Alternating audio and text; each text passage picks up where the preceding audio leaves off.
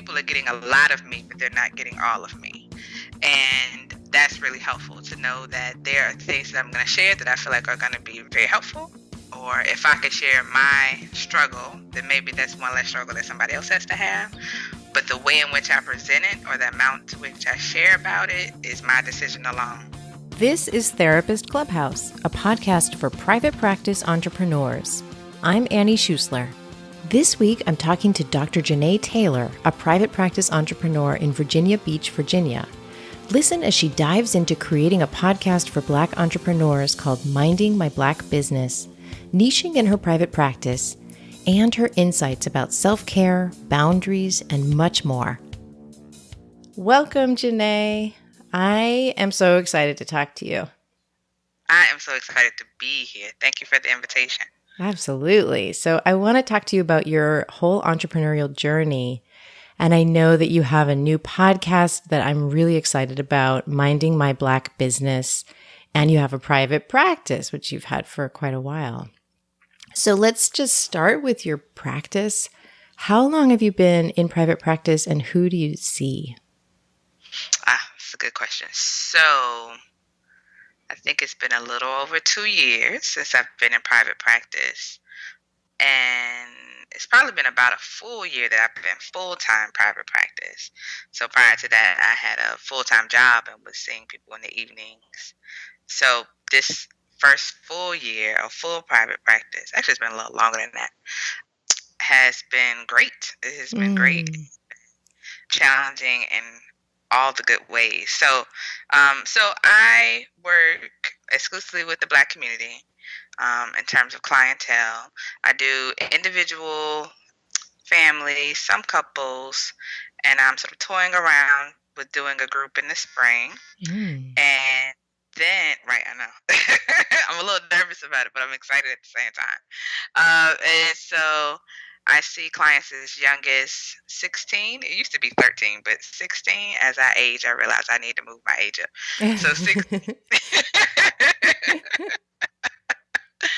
16 and up. And so some of my specialty areas are around healthy relationships, work-life balance, race-related traumas, and so the combination of all those things. So I tend to have sort of in the ratio, the majority of my clientele are individual clients, although there tends to be some really burst with couples clients too. That seems to happen around particular times of the year. Oh, interesting. Do you know what times, or is it just sort of change? So the end of summer seems like that's beginning of the school year seems to be it. Almost like when winter is about to end for some reason. So like Marchish. I'm not sure. I don't know if it's like so the end of summer to me correlates like the kids are going back to school. And so we don't have any more distractions or that sort of thing. And holidays, they tend to drop off. And that makes a lot of sense too for me because people tend to either do what they need to do to pull together or they ignore it or whatever.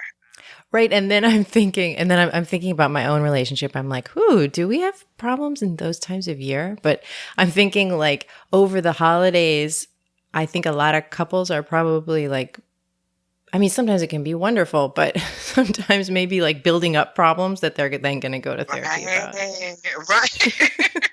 Right. Or I'll wait until the holiday is over so I can give you the full picture of everything. So those, it's always interesting to sort of notice those patterns and trends and how clients come in and what they have to say. So that's, and I also do supervision. How could I forget about that? So I also provide clinical supervision for those residents in counseling looking to get their LPC in the area. So that's also a part of my practice that I'm hoping to continue to expand, but I enjoy that training piece as well. Beautiful. And so you help people who are dealing with race-related traumas. And I'm wondering, were you doing a lot of that work and then decided to name it, or were you wanting to call out for more of that work, or both? Yeah, so chicken and egg, huh? So I think it was more along the lines of me.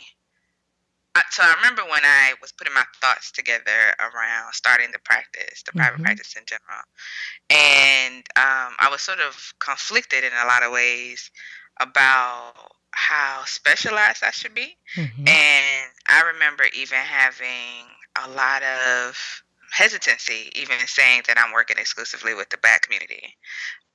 That felt weird to do, even though that's what I wanted to do. And I remember being a part of some of the therapist Facebook groups, having people like, not necessarily rate your webpage, but give you feedback. Mm-hmm. And a fellow therapist, I wish I remembered her name, but I probably could find it. So I would use coded language instead, or I Mm. would, use specific colors or that sort of thing.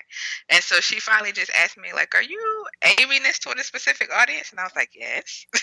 And so she was Mm-hmm. like, "Is there a reason why you're being more secretive about that?" And I was like, "What do you mean?" So, so that interchange sort of encouraged me to be more explicit about what the community I was aiming to serve, and that was terrifying, but I did it. And so, Mm. and connected to that, that was sort of the same thing with the race-based trauma. So I was trying to figure out, how do I say this? How do I say that this is a space for folks to come and talk and heal and support each other when you're sort of going through these things? And some of this Mm-hmm. is part of the day-to-day minutia that might happen at work. It might be impacting your relationships with your loved ones or your relationship with yourself. Mm-hmm. And so, how do I say that? So I knew it was something I wanted to do. I didn't put it out there at first because I couldn't figure out how to do it, and I was nervous about doing that. What was the nervousness about? Well, for some reason, well, not for some reason, but for lots of reasons, I thought that there would be some pushback. Mm-hmm. And when I say pushback, I mean that there would be some criticisms of that. Mm-hmm. And I guess I'm wondering if you were worried that there was going to be pushback from white people in particular. So I feel like it could I have come say from that, I'm sorry, I want to say, I'm saying that as a white person who's aware that like a lot of times white people want to be at the center of everything. Like everything's got to be for us, right? Like this can't be something that's for someone right, else. right, So right. that's So that's where that yeah, question so comes from. right. So one of the things that I'm also learning about private practice, and probably is happening for other people who are building their businesses, is that you get to define, you get to identify you and Mm-hmm. your service and your product. And I didn't necessarily, so I had in my heart where I wanted to go. Yeah. When it came to branding and how specific to be, I struggled between, should I be neutral and then I just Mm-hmm. sort of be the catch-all for whoever gravitates towards me? Should I be very specific about what I'm looking for and allow those folks to find me? And there's like a financial component to it too, Yeah. and so that's a whole other thing that's just sort of playing around in my mind. So in my mind, the criticism could have literally come from anywhere. What if I Yes. try to advertise with somebody? What if I try to leave this in a doctor's office? What if I try to, in places that feel more neutral, schools or wherever, and Mm-hmm. it all gets rejected or thrown in the trash or that sort of thing. Through time and some consultation and guidance, it occurred to me, like, if they throw it in the trash, and that's not that's not the people you're talking to. And Yes. so, and you would have figured that out before you got to the place where you would have left your materials anyway. But that has sort of been part of my own development, therapist development, and as I grow the practice, is learning where the spaces I need to be, the gaps that I'm trying to fill, and where Mm. that energy is versus the places that are not for me. And so that's been a mind shift too. Like, my goal is to sort of fill the gap and not necessarily to spread myself thin and sort of be the Oh, catch-all. what a I don't want perfect way of right. putting it. Yeah. Yeah. Yeah, and it's been amazing to watch like you coming forward more and more boldly about your niche. And I want to talk too about your niche of Black entrepreneurs. So, how did you know that it was time to create a podcast and what seems to me also like a movement? Yes. Okay. So this is sort of another step. I guess some of this stuff is documented. That's pretty cool.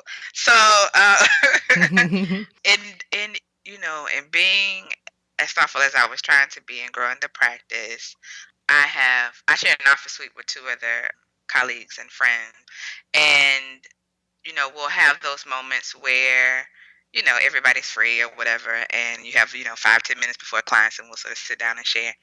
And so So we would do that around client cases or whatever. It could be some office stuff. But one of the pieces that I feel like has just been a continual growth edge is what it means to be an entrepreneur. So Mm-hmm. that's an identity that is the newest of all identities that I have. And there are tons of resources around about how to do it, but there was just some things that either were happening and I didn't have words for, or I couldn't figure out, or just wanted to talk about. Like, what does it mean to, how do I, what do I put on my business card? Mm-hmm. Do I put my picture on my business card? Do I put my picture on my website? Do I? And so, yeah, so I just had lots of questions about what it meant to be a Black entrepreneur. Like, I feel like there were a set of certain questions that I had or circumstances that were arising that felt very much connected to my racial identity. And wanting to have a space to talk about that, as well Mm-hmm. as sort of the things of what it means to grow a business and sometimes make sacrifices that might not be positive for yourself. So I am, I'm not going to get a full night's rest, or I'm going to work through lunch, or I'm going to forego hanging out with, people who are my support network because I got to get this project done to turn in by that sort of date. Or Mm-hmm. should I trademark my business, or how do I protect my brand? And so I wanted to create a space where people can have those conversations, because some of that it is just about how to trademark, or it is just about how to make sure you're drinking your water and exercising, but some of that is also connected to the racial identity piece. So if I happen to close the office for an hour to go to lunch and somebody comes in, or is there going to be a post on Instagram or Facebook about how Black businesses aren't da da da da da da da da. Mm-hmm. So everything just seems like it is sort of woven into, for me, that identity piece. And it made sense that I was having these questions and was sort of, some ways stumbling through, some ways having successes, and some ways still figuring some stuff out.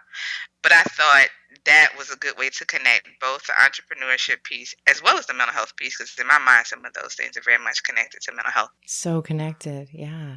Right. And so I'm like, I feel like this is another gap. This is where I can just sort of. Yeah. And it's like, I'm hearing too that you wanted to expand those 5-minute conversations that you were having, Hmm.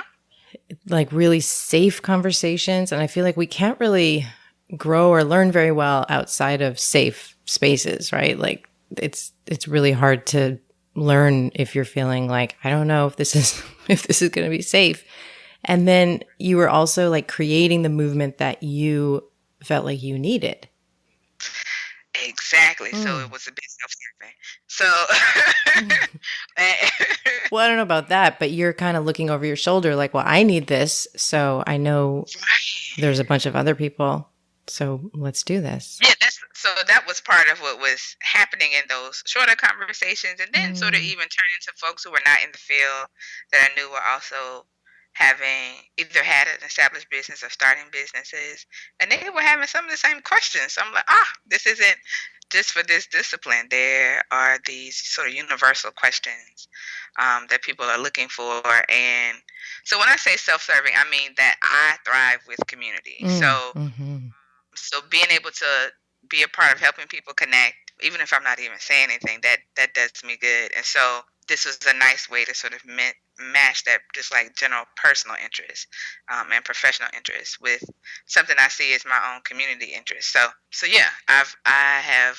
It's been really cool to watch all those things intersect in a way that I had no idea what happened 2 years ago. What are some of the other kinds of businesses who have been connecting with you?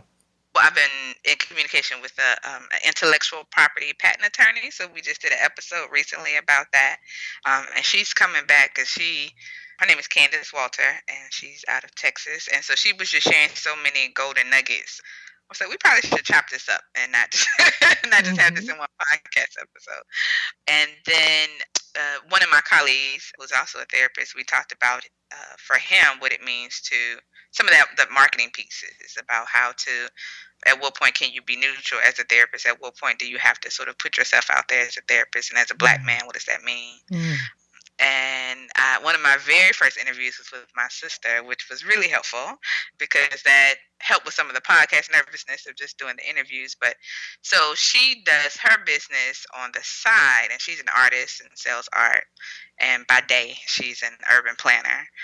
Oh, how cool. Yeah, she's sort of combining some of those.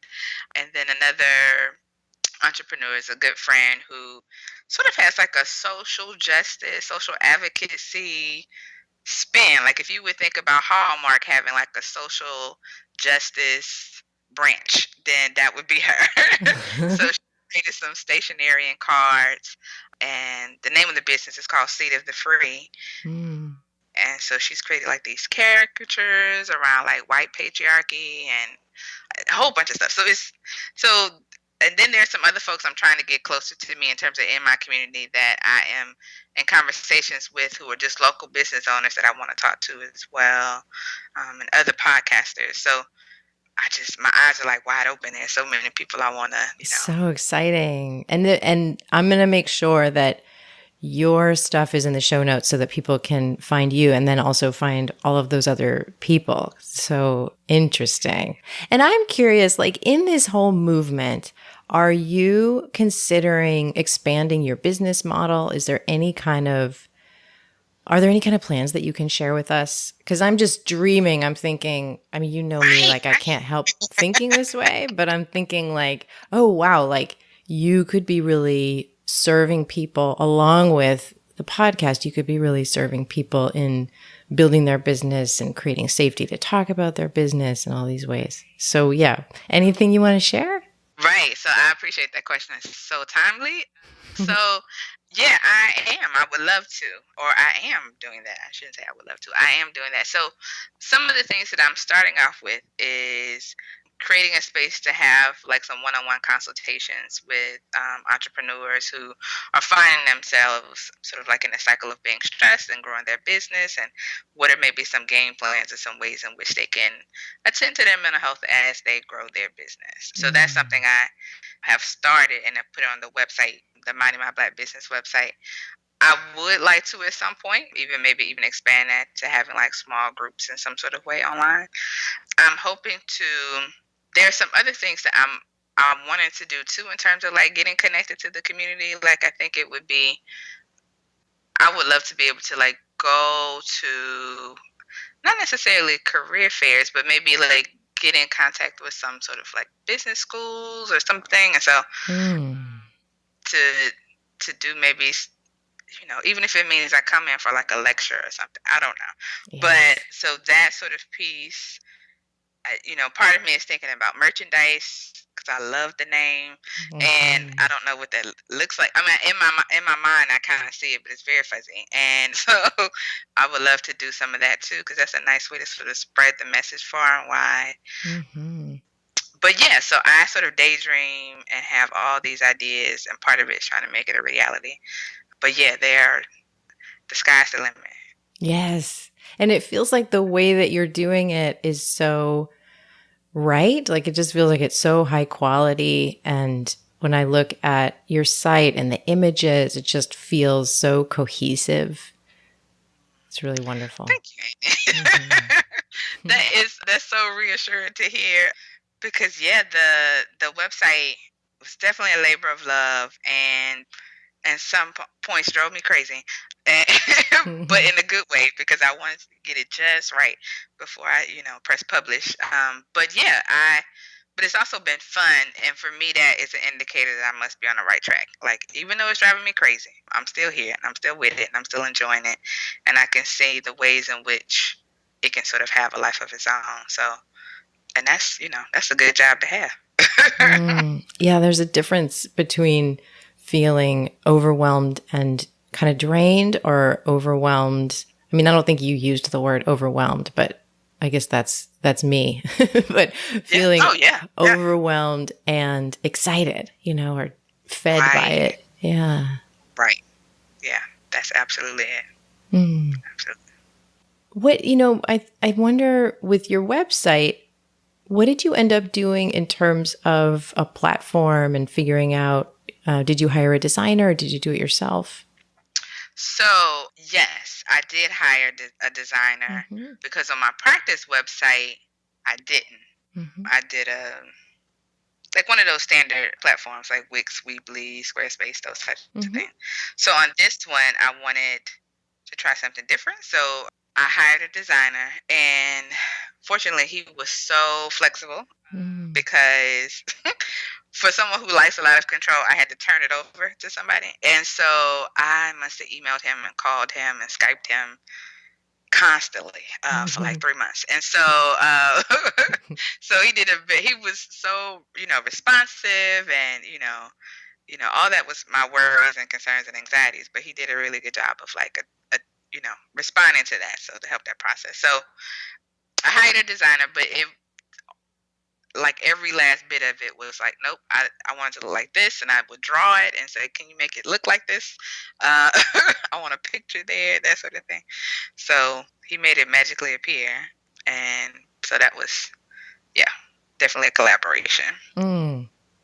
Very cool. And so, can I ask you a few questions about your therapy practice? Absolutely. So, what do you charge right now? What's your fee? So for intakes, I charge 125, Mm-hmm. and for intakes or slash initial session, and then for ongoing therapy for couples and families, it's 125, and for individuals, it is 100. And so I don't have a group practice right now. A group is part of my practice, but I'm hoping to start that in the spring, so that those prices are yet to be determined. Mm-hmm. So that's where I am with that. And what's your journey been like to get to those fees? Has it been smooth for you? Has it been hard for you as it is for some therapists? So it's kind of a love-hate relationship with these fees. Okay.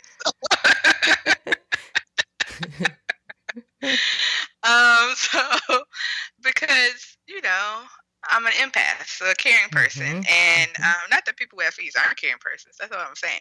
But I overthink it, and or bring things into the consideration phase that have nothing to do with the larger context. So the love part is, I have a certain set of skills. I've had this training. I have these degrees, and so it makes sense that they be set at a certain spot.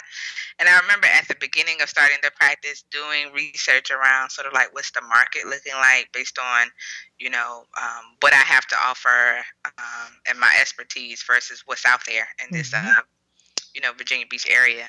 So that sort of helped guide the fees. And I think I'm a little bit above average when it comes to the pricing.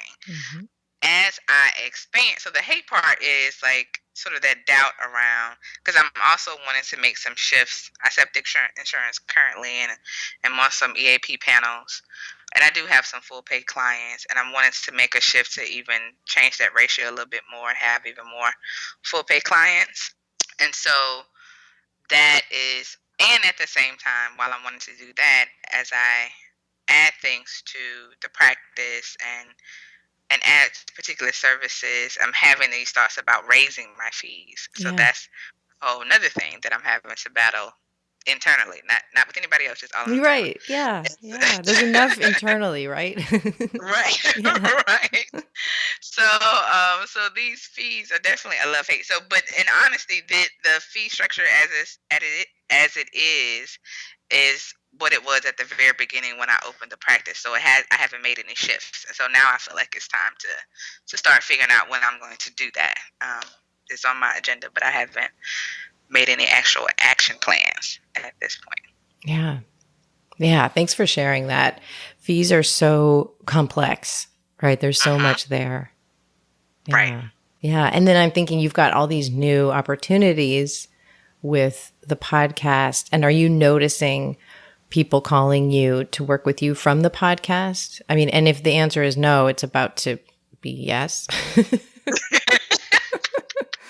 I love that. So I have gotten calls.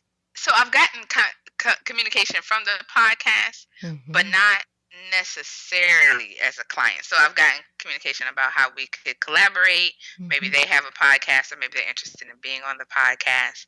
And then even through some of those conversations, some of that back and forth, I'll start to get comments like, I've been thinking about going to therapy. And so I'm in my mind, I'm like, aha, Mm-hmm. okay. So if nothing else, if I can help, plant those seeds or create some clarity around how you get from having the thought of going to therapy to actually sitting in the chair, I feel like that's worthwhile.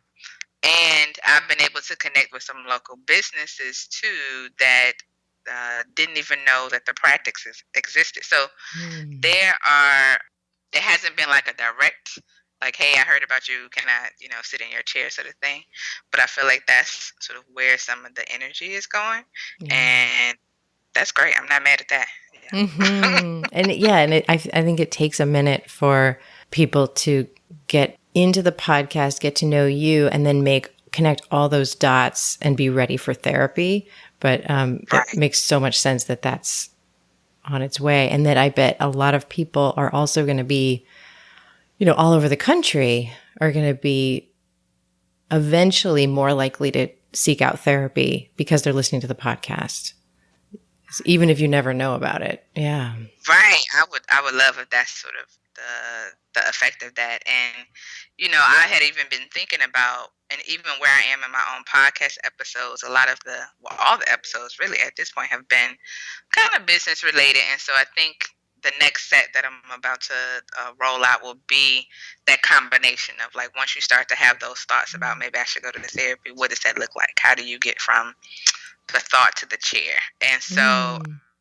because that takes a lot. It takes a lot of research, a lot of persistence, and that sort of thing. So, talking about that piece too.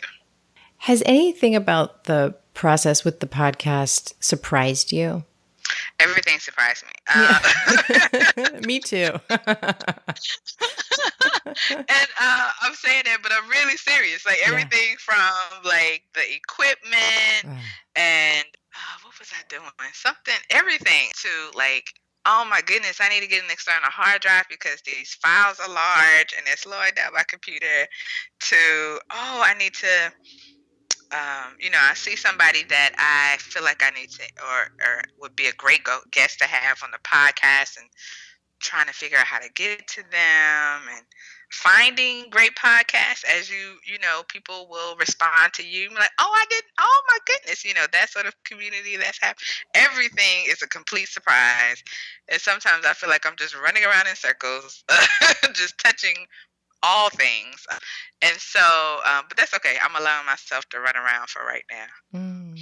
So yeah, everything is a surprise. In some ways, in a lot of ways, good surprises. And in other ways, like, oh, okay. So yeah, I am enjoying the journey, and I'm enjoying it. And a large part of it is sort of getting out of my own head, even when it comes to, like, doing solo recordings. Or there is this weird, probably the thing that has most surprised me is, so I'm an introvert, and so the idea of recording and then just putting it out there for people to hear, it's sort of strange. Like, I have to do something in my head about that. Like, okay, because I'm sharing parts of myself that I'm comfortable with completely, Mm-hmm. but it's just sort of being cast out there. And so every now and again, I'll get somebody that will say something to me that they've learned through the podcast that I haven't shared. I'm like, what? So you were listening? Mm-hmm. So so you never know. You never know where it goes or where it ends up or how people got to you. And that has been really surprising of all the things. Just Mm. never know where. So powerful. And what was the date when your first episode was released? It was, I think it was August 28th, I believe. August 28th. So this is only 2 months ago. So just like imagining how much more is going to happen. You're right. Yeah. It's just, Yeah. I I have to mean, thank you. That's a good yeah. reminder. Like by the time this airs, it'll be probably like 3 months or something. But like that's so powerful. Right, right, right. That they're, yeah, I definitely consider myself a baby, Mm. in terms of my development in the podcast world. So Mm. the infant stages, but yep, just a few months in. A very advanced baby then, because you're doing a really great podcast already. Well, thank you so much, Eddie. I appreciate it. I love yours as well. So Oh, that's been thank great too. you. From one baby to Yeah. another. Right? Like, I love it. yeah. And how do you, so, I mean, it's really a lot. I know you're used to working a lot because you worked at an agency and were in private practice, but how are you balancing these different roles, being a clinician, being the CEO, being the podcaster? That's a very good question. So there was a moment where I wasn't doing that very well at all. I was just sort of running from task to task, just like sort of checking my schedule, figuring out where I needed to be. Sort of the schedule was pulling me along as opposed to me being in control of it. And so I would find myself getting quite worn out very fast and not having a lot of time to recover before I had to, like, head into the next week. And so I have made some changes to my schedule, and part of that has been to dedicate some days that are specifically direct client days, days that are directly connected to the podcast, days that are directly connected to admin and meetings and notes and insurance, all that sort of stuff. And that has been one of the most helpful things that I have ever done, aside from like becoming an entrepreneur. And so in my mind, and thinking about doing it before I actually implemented that, I was so worried that it was going to create all these issues and problems, and like particularly for clients that they would, be mad at me or something. Turns out they don't care. As long as they know when their appointment is or that there's, a time available, that's it. Like, they don't care how I spend the rest of my time outside of them, and so it was really about me, sort of just protecting my time. And feeling entitled to that. Yeah. Right. In order for me to be the best in all these places, I have to really give myself time and energy to focus and prepare in the way that I know that I should. And that's the way to do it best. So the self-care has become in protecting my time. And so that has just allowed for me to be able to sort of stay on track. Now, there are some pieces that I'm wanting to add to this in terms of being even better about my own self-care. And one of the things that I did recently was I installed an app on my phone about, to remind me to drink water. And it's so funny because the other day, and I do okay with drinking water, or so I thought, but now the app is getting on my nerves because I'm not drinking water. I'm just like, I don't have time for this. I got to do it. So I figure that out. So clearly, I'm still growing and learning. But now I feel like I have space to be more conscious in some of the things that I need to take care of myself, as opposed to just like focusing on making sure the business and all these other pieces are running. Now I can look at me too and figure out what's missing in those spaces. But that's so helpful. Yeah. That's really helpful. So if you could time travel to, let's say, the time when you had a private practice and you were also working full time, what would you tell the JaNaè of that time? Oh, I would give her a hug, first of all. Just tell her it's going to be okay. So, oh man, that is such a good question. I'm just sort of like trying to put myself back in that space. See, I want to say, I really love that you're doing that, because it tells me that you're really picturing it, like getting to sit down with that person. And I'm really grateful for that. Well, thank you. Well, I'm thinking like that JaNaè just didn't feel very grounded. And because I worked at this agency. So I'll say this. Before I transitioned fully, did the private practice part-time, I was working in college counseling.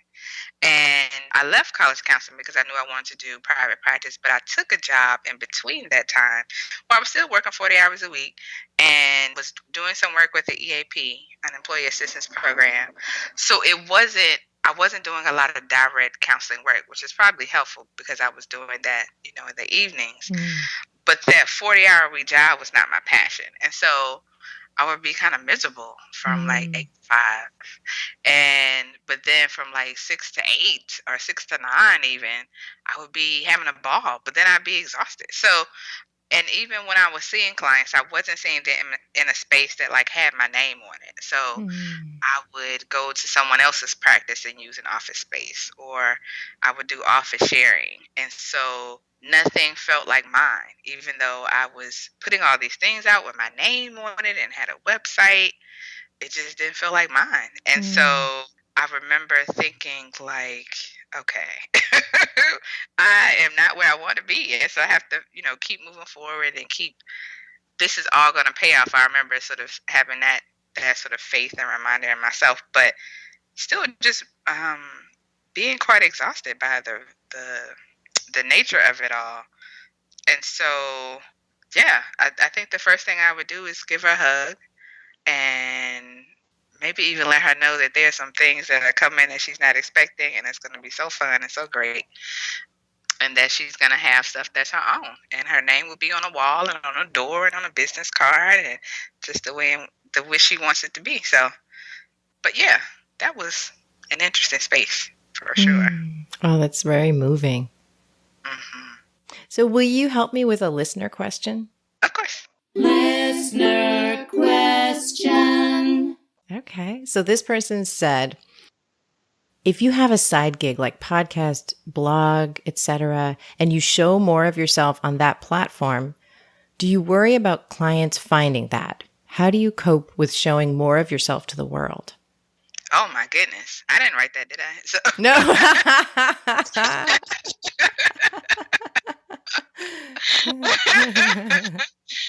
so how do you cope with that? That's such a great question, because that's the question I have for myself. And so I have it for myself, but it always seems to like fly away. It doesn't stick around, and like it's not there when I'm recording or after I've recorded, but it just comes in and out, flows in and out of my head.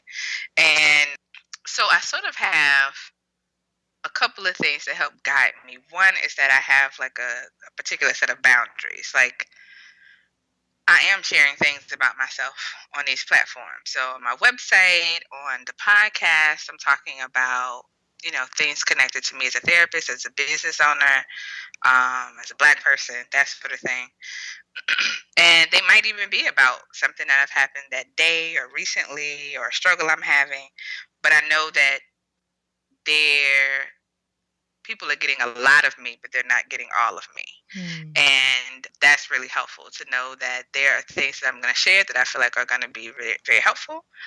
Or if I could share my struggle, then maybe that's one less struggle that somebody else has to have. But the way in which I present it, or the amount to which I share about it, is my decision alone. And that's really helpful. So it doesn't feel like I'm open, and this door is open, but the door also has a lock to it. Mm-hmm. It Mm-hmm. can close whenever it needs to. Mm-hmm. And then the other part, in terms of the sharing, is that it's helpful to me when I get feedback from that. When someone says that something in particular resonated with them, that feels encouraging to me. And when I'm listening to other podcasts or reading something in particular, and I feel connected with the subject matter and the author, that means a lot more to me. Like, I feel like I understand it more without that context being there. So for me to share in this format is very consistent with who I am as a person. And so to be any other way would really be hard to do. Mm. So, and that's what I'm trying to make happen across all the platforms and all the ways in which I engage and have businesses, is that the services that I provide, the me that you see, all of that is the same within context. I guess I don't talk to people. I don't, necessarily do therapy on the podcast, but to some extent, the JaNaè that you hear is the same. So, Mm. yeah. Oh, that's really beautiful. Yeah. Yeah. That you might be doing different things, but you're the same person. And that is so much easier than trying to be different people in different places. Right, and that's sometimes it gets to be a little tricky, particularly because there are some really some people out there doing some great work. And so if you're listening to, reading another blog or listening to another podcast, and they might have a different style. I know for me, sometimes I might struggle with even that comparison piece. Like, maybe I need to do this then, or maybe I need to do that then. And then I have to sort of remember why I started this, or what was I trying to do at the beginning. I'm like, that works for them, but that's not my thing. And that's okay. God, it feels like you're like reading my journal saying that. I think that's so important. So, JaNaè, where is the best place for therapists to find you and throw compliments at you? Oh my goodness. So the best place for them to find me, let's see. I feel like I have so I am on some social media platforms. That's probably the best way, as well as the website. So on Instagram, because that's probably where I'm most active. For some reason, I like it. It doesn't matter. I'm good off on tangent. So I like Instagram too, because for me, partly because it feels, it's really new to me, but it feels like it stays positive, or at least like you have more control over what happens with the conversation that you put out. I don't know if that's any of it for you, but yeah. It is. And I am learning that I'm quite visual. So the pictures and imagery, and some people are even able to do videos. I guess I am too. I just haven't figured out how. And so I'm just like fascinated by that. And all social media in general is just sort of interesting because, you're able to just sort of leave a comment, and the person who did it might respond, and then you get to have a connection. Yeah. So anyway, I'm not even answering your question. My handle on Instagram, you can find me under Mighty My Black Business. And so my name might pop up, Dr. JaNaè Taylor on Instagram. And on Twitter, which I'm very new to, I think I only have had that account for maybe 2 months. It's Minding My Black Biz, so BIZ. On Facebook, I'm at Dr. JaNaè Taylor. And then on the website, Minding My Black Business, so mindingmyblackbusiness.com, there are ways to contact me there. So great. And we'll have all that in the show notes. Yeah, that'll be fantastic. Thank you so much. This has been really incredible. I have been so looking forward to this, and so I'm so glad I was able to make this happen, and thank you for the invitation. It's been quite a delight. Here's an idea to try. Idea to try. Batching. We talked in August about theme days. So meaning on Monday, you do administrative stuff. On Tuesday and Wednesday and Thursday, you see clients. On Friday, you do networking. I'm just giving you an example. You have particular things that you do on particular days. Now let's talk about batching. Are there ways that you can consolidate the things that you do over and over so they take less time? I'm talking about checking email, billing, paying bills, bookkeeping, scheduling, creating content, other kinds of marketing, social media, taking care of little admin tasks in your business, and then all the personal admin stuff that you take care of. Can you grab your calendar right now and look for some ways to batch these activities into blocks of time rather than doing them little by little and rather than doing them when they seem urgent? That's what JaNaè shared that she does. That's what I do. And that's what many successful business people do and then preach about. So just like JaNaè, I can attest to this making a huge difference in my sense of calm and in my productivity. So if it appeals to you, see how you can make batching work for you. Thanks so much for listening. In this episode, we talked about how complicated it can be to set your fees. Check out the show notes at coachingwithannie.com/podcast/JaNaè-Taylor, or just go to coachingwithannie.com/podcast and look for JaNaè's episode. I've got some information about why you're probably setting your fees wrong and how to set your fees going forward. So go ahead and grab that in the show notes. I will see you next week.